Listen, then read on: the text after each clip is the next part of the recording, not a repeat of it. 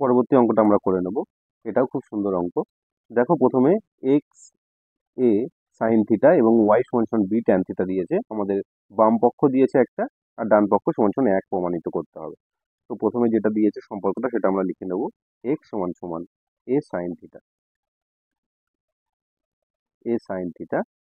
তাহলে দেখো এখান থেকে আমরা কি লিখতে পারি, এক্স বাই এ সমান সমান সাইন থিটা লিখতে পারি। দেখো সম্পর্কের বাম পক্ষে এখানে কিন্তু এ বাই এক্স তার এক্স স্কোয়ার আছে, এক্স স্কোয়ার আছে, কিন্তু এ স্কোয়ার বাই এক্স স্কোয়ার, আর এখানে কিন্তু আছে এক্স স্কোয়ার এক্স বাই এ। তাহলে এটাকে আমাকে উল্টাতেই হবে। তাহলে উভয় পক্ষে অনন্যক করলে কি হয়, উল্টাই দিলে কি হয়, এ পাশে হয়ে যাবে এ বাই এক্স, আর এ পাশে দেখো এর নিচে কিছু ছিল না মানে ওয়ান ছিল, তাহলে এটা উল্টে যাবে ওয়ান বাই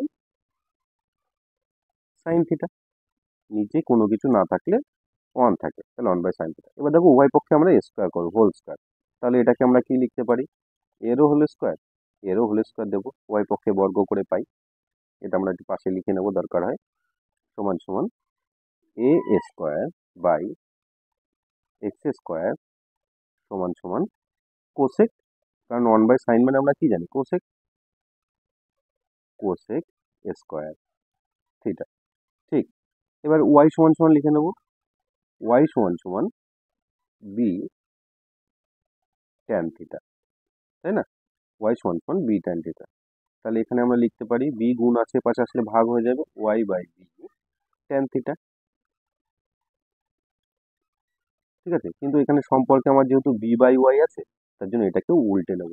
তাহলে আমরা কি লিখতে পারি, বি বাই ওয়াই, আর এ পাশে তাহলে ট্যানের নিচে কিছু ছিল না মানে ওয়ান ছিল, এটা উল্টে যাবে, তাহলে ওয়ান বাই ট্যান থিটা। এবার আমরা ওয়াই পক্ষে হোল স্কোয়ার করে নেব, ওয়াই পক্ষে হোল স্কোয়ার করে নিলাম।